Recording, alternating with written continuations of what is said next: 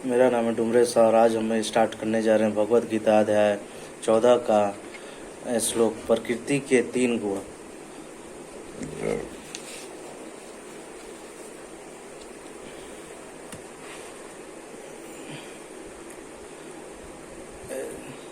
सतत राजस तम इति गुणा प्रकृति स्वभाव निबंधित महाबायो देह देहनिमयम।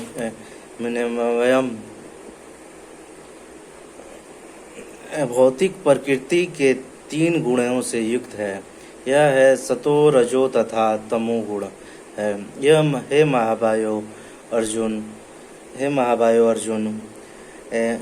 महाबायो अर्जुन, जब शाश्वत जीव प्रकृति के सरसंग में आता है तो वह इन गुणों से बंध जाता है। तात्पर्य, देव होने के कारण जीव को इस भौतिक प्रकृति से कुछ भी लेना देना नहीं है। फिर भी भौतिक जगत द्वारा बुद्ध हो जाने के कारण वह प्रकृति के 3 गुणों के जादू से वशीभूत है। तीनों गुणों के जादू के वशीभूत होकर कार्य करता है। चूँकि जीवों को प्रकृति की विभिन्न अवस्थाओं के अनुसार भिन्न भिन्न प्रकार के शरीर मिले हुए हैं, अतवत वे उसी प्रकृति के अनुसार कर्म करने के लिए प्रेरित होते हैं। यही अनेक प्रकार के सुख दुख का कारण है। तत्र सत्व निर्मलत प्रकाशमय सुखासन बंधित ज्ञान संत चानज्ञ। हे निष्पाप सतोगुण अन्य गुणों की अपेक्षा अधिक शुद्ध होने के कारण प्रकाश प्रदान करने वाला और मनुष्यों को सारे पाप कर्मों से मुक्त करने वाला है। जो लोग इस गुण में स्थित होते हैं वे सुख तथा ज्ञान के भाव से बंधे जाते हैं। तात्पर्य, प्रकृति द्वारा बुद्ध किए गए जीव कई प्रकार के होते हैं। कोई सुखी है और कोई अत्यंत कर्मठ है तो दूसरा असहाय है। इस प्रकार के मनोभाव ही प्रकृति में जीव की बुद्ध अवस्था के कारण स्वरूप है। भगवत गीता के इस अध्याय में इसका वर्णन हुआ है कि वे किस प्रकार भिन्न भिन्न प्रकार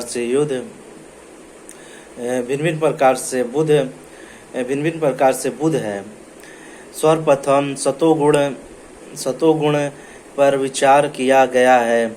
इस जगत में सतोगुण विकसित करने का लाभ यह होता है कि मनुष्य अन्य बुद्धिजीवों की तुलना में अधिक चतुर हो जाता है।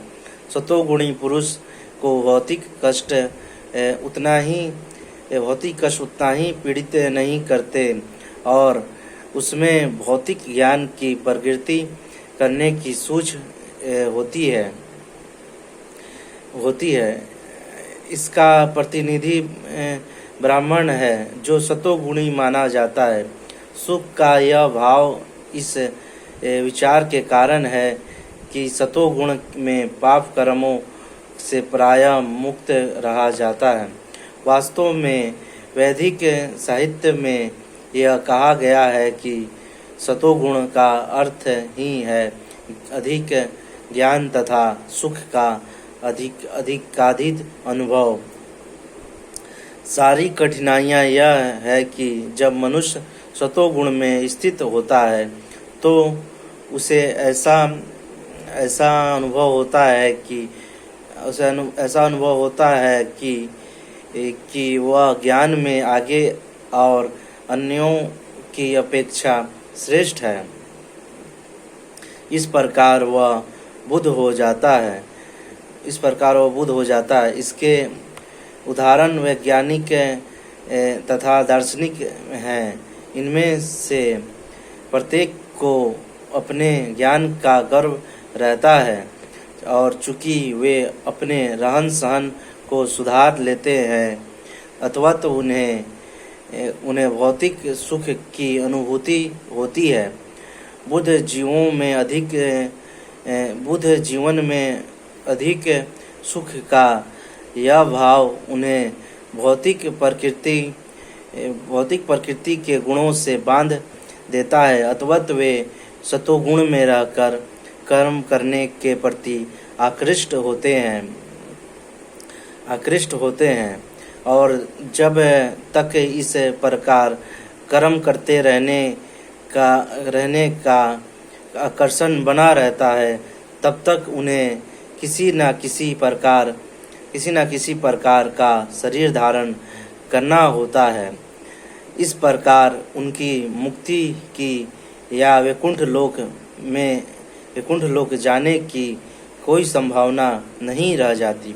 वे बारंबार दार्शनिक, वैज्ञानिक या कवि बनते रहते हैं और बारंबार जन्म मृत्यु के उन्हीं दोषों में बनते रहते हैं, लेकिन माया मोह के कारण वे सोचते हैं कि इस प्रकार का जीवन आनंदप्रद है। रजो रागर्तमा विधि तृष्णा संत माना मर्दमा तात्र बंधते कौंतया कर्मशन दहीनम। हे कुंती पुत्र, रजोगुण की उत्पत्ति असीम आकांक्षाओं तथा तृष्णाओं से होती है और इसी के कारण से यह देहाधारी जीव सकाम कर्मों से बंध जाता है। तात्पर्य, रजोगुण की विशेषता है कि पुरुष तथा स्त्री का पारस्परिक आकर्षण स्त्री पुरुष के प्रति और पुरुष स्त्री के प्रति आकर्षित होता है। यह रजोगुण कहलाता है। जब इस रजोगुण में वृद्धि हो जाती है तो मनुष्य भौतिक भोगों के लिए लालायित होता है। वह इन तृप्ति चाहता है। इस इन तृप्ति के लिए वह रजोगुणी मनुष्य समाज में या राष्ट्र में सम्मान चाहता है और सुंदर संतान, स्त्री तथा घर सहित सुखी परिवार चाहता है। यह सब रजोगुण के प्रतिफल हैं। जब तक मनुष्य इनकी लालसा करता है तब तक उसे कठिन श्रम करना पड़ता है। अंत में यहाँ पर यह स्पष्ट कहा गया है कि मनुष्य अपने कर्म फलों से संबद्ध होकर ऐसे कर्म से बंध जाता है अपनी स्त्री पुत्रों तथा समाज को प्रसन्न करने तथा अपनी प्रतिष्ठा बनाए रखने के लिए मनुष्य को कर्म करना होता है। अथवत सारा संसार ही न्योदिक रूप से रजोगुणी है। आधुनिक सभ्यता में रजोगुण का मानदंड ऊंचा है। प्राचीन काल में सतोगुण को उच्च अवस्था माना जाता था।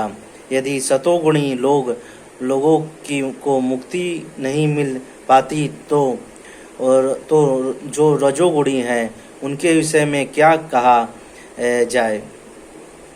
तमस्वज्ञान जन विधि मोहन सर्वनिनाम परमाद निद्रा विशत निवाद नादि भारत। हे भरत पुत्र, तुम जान लो कि अज्ञान से उत्पन्न तमोगुण समस्त देहाधारी जीवों का मोह है। इस गुण के प्रतिफल पागलपन, प्रमाद, आलस तथा नींद है जो बुद्धिजीवी को बांधते हैं। तात्पर्य, इस श्लोक में तू शब्द का प्रयोग उल्लेखन नहीं है। इसका अर्थ है कि तमोगुण देहाधारी जीव का अत्यंत विचित्र गुण है। यह सतोगुण के सर्वथा विपरीत है। सतोगुण में ज्ञान के विकास से मनुष्य यह जान सकता है कि कौन क्या है, लेकिन तमोगुण तो इसके सर्वथा विपरीत होता है। जो भी तमोगुण के फेर में पड़ता है वह पागल हो जाता है और पागल पुरुष यह नहीं समझ पाता कि कौन क्या है। वह प्रकृति करने के बजाय अधोगति को प्राप्त होता है। वैदिक साहित्य में तमोगुण की परिभाषा इस प्रकार की गई है। वस्तुतु तम ज्ञान वर्धत विपर्यजन ज्ञान जनक तम।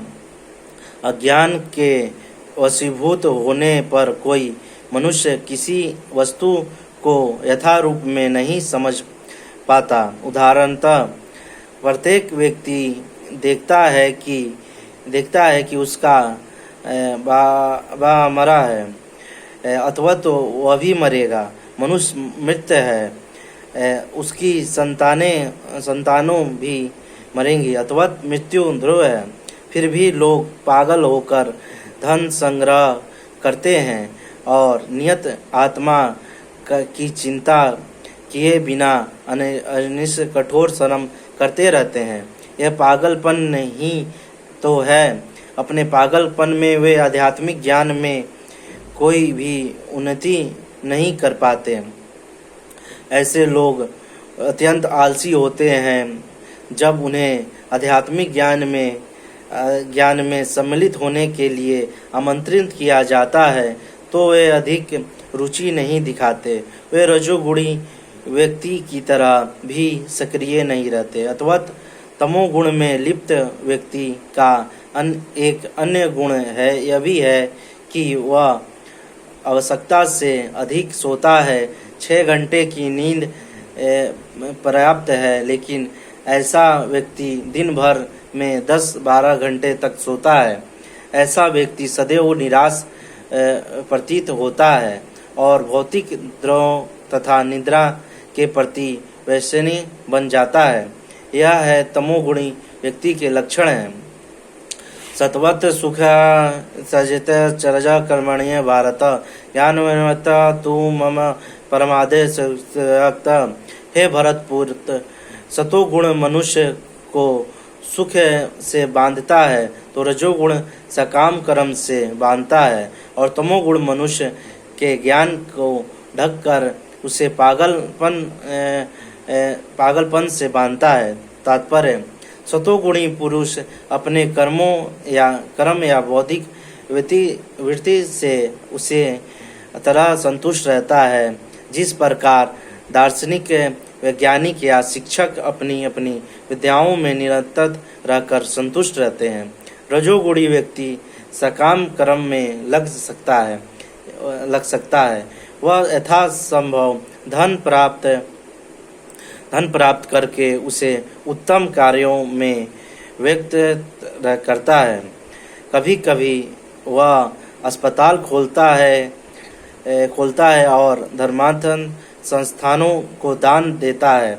यह लक्षण है। रजोगुणी व्यक्ति के लिए तमोगुण तो ज्ञान को ढक लेता है। तमोगुण में रहकर मनुष्य जो भी करता है वह ना तो उसके लिए ना किसी अन्य के लिए हितकर होता है। रजस्तमस्य भूरा सत्वत भवति भारत। रज सत्व तम सत्व रजस्तथा। हे भरतपुत्र, कभी कभी सतोगुण रजोगुण तथा तमोगुण को परास्त करके प्रधान बन जाता है तो कभी कभी रजोगुण सतो तथा तमोगुणों को परास्त कर देता है और कभी ऐसा होता है कि तमोगुण सतो तथा रजोगुणों को परास्त कर देता है। इस प्रकार शिष्टता के लिए निरंतर स्पर्धा चलती रहती है। तात्पर्य, जब रजोगुण का प्रधान होता है तो सतो तथा तमोगुण परास्त रहते हैं।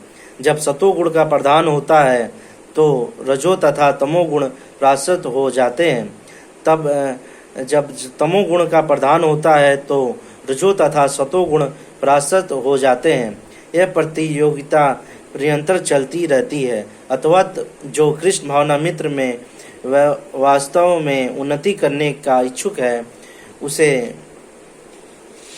उसे उसे इनके इन तीनों गुणों को लांघना पड़ता है।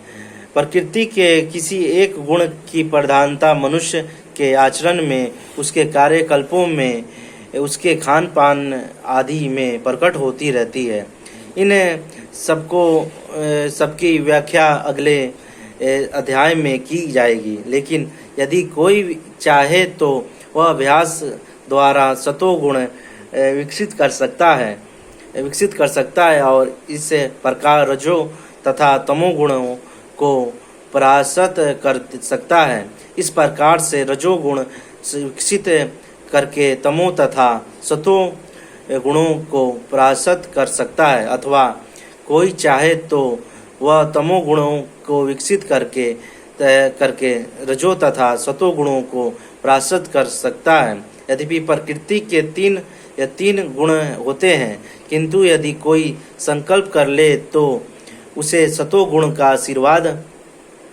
आशीर्वाद तो मिल ही सकता है और वह इसे लांघ कर शुद्ध सतोगुण में स्थित हो सकता है, जिसे वासुदेव अवस्था कहते हैं, जिसमें वह ईश्वर के विज्ञान को समझ सकता है। विशिष्ट कार्यों को देख कर ही समझा जा सकता है कौन व्यक्ति किस गुण में स्थित है।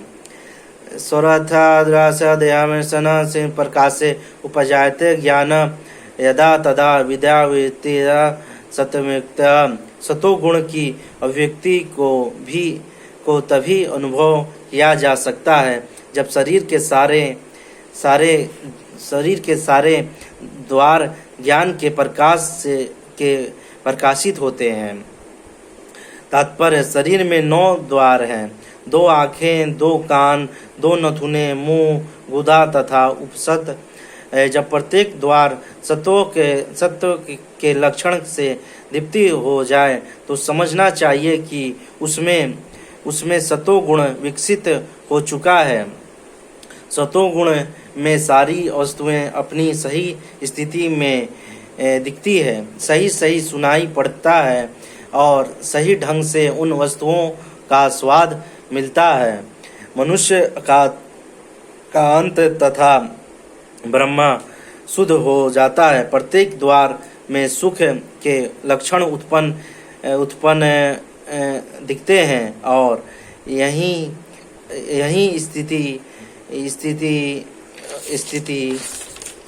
स्थिति होती है कि सतोगुण की। लोभ प्रवर्तित भाया कर्माण समस्या सर्परा रजोस्थानी जायन्ते वीरते भरतस्य। हे भरतवंशियों में प्रमुख, जब रजोगुण में वृद्धि हो जाती है तो अत्यधिक आसक्ति, सकाम कर्म, गहन उद्गम तथा अनियंत्रित इच्छा एवं लालसा के लक्षण प्रकट होते हैं। तात्पर्य, रजोगुणी व्यक्ति कभी भी पहले से प्राप्त पद से संतुष्ट नहीं होता। वह अपना पद बढ़ाने के लिए ललायित रहता है। यदि उसे मकान बनवाना है तो वह महल बनवाने के लिए वर्षक प्रयत्न करता रहता है, मानो वह उस महल में सदा रहेगा। वह इंद्र तृप्ति के लिए अत्यधिक लालसा विकसित कर लेता है। उसमें इंद्र तृप्ति की कोई सीमा नहीं है। वह सदैव अपने परिवार के बीच तथा अपने घर में रहकर इन तृप्ति करते रहना चाहता है। इसका कोई अंत नहीं है। इन सारे लक्षणों को रजोगुण की विशेषता मानना चाहिए। अप्रकाशमो परवेशिता परमादो मोह यह च तमसंतानि जायन्ते वीर्तेत कुरु नंदन। जब तमोगुण में वृद्धि हो जाती है तो यह हे कुरुपुत्र अंधेरा, जड़ता, परमता तथा मोह का प्रकट होता है। तात्पर्य, जहाँ प्रकाश नहीं होता वहाँ ज्ञान अनुपस्थित ही रहता है। तमोगुणी व्यक्ति किसी नियम में बंधकर कार्य नहीं करता। वह अकारण ही अपनी सनक के अनुसार कार्य करना चाहता है। यद्यपि उसमें कार्य करने की क्षमता होती है किंतु वह परिश्रम नहीं करता, यह मोह कहलाता है। यद्यपि चेतना रहित है लेकिन जीवन निष्कर्ष रहता है, यह तमोगुण के लक्षण हैं। यदा सत्त्वा प्रवर्धते तु प्रलयाति देहा वृत्ता तदो मुक्ता लोकान्विति न पीयते। जब कोई सतोगुणों में मरता है तो उसे महर्षियों के विशुद्ध उच्चतर लोकों की प्राप्ति होती है। तात्पर्य, सतोगुणी व्यक्ति ब्रह्मालोक या जनलोक जैसे उच्च लोकों को प्राप्त करता है और वहाँ देवी सुख भोगता है। अलमान शब्द महत्वपूर्ण है। इसका अर्थ है रजो तथा तमोगुण से मुक्त। भौतिक जगत में अशुद्धि है लेकिन सतोगुणी सर्वाधिक शुद्ध रूप है। विभिन्न जीवों के लिए विभिन्न प्रकार के लोक हैं। जो लोग सतोगुण में मरते हैं वे लोकों को जाते हैं जहाँ महर्षि तथा महान भक्तगण रहते हैं।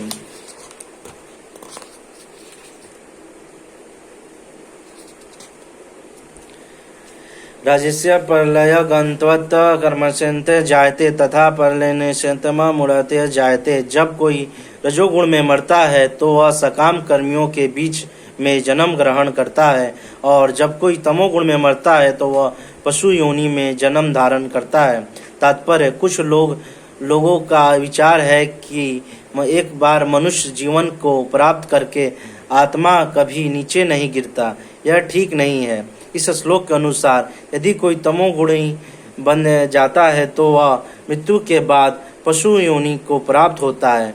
वहाँ से मनुष्य को विकास परक्रम द्वारा पुनः मनुष्य जीवन तक आना पड़ता है। अतवत जो लोग मनुष्य जीवन के विषयों में सचमुच चिंतित हैं उन्हें सतोगुणी बनना चाहिए और अच्छी संगति में रहकर गुणों को लांघ कर कृष्ण भावना मित्र में स्थित होना चाहिए। यही मनुष्य जीवन का लक्ष्य है, अन्यथा इसकी कोई निश्चितता नहीं है मनुष्य को फिर से मनुष्य योनि प्राप्त हो।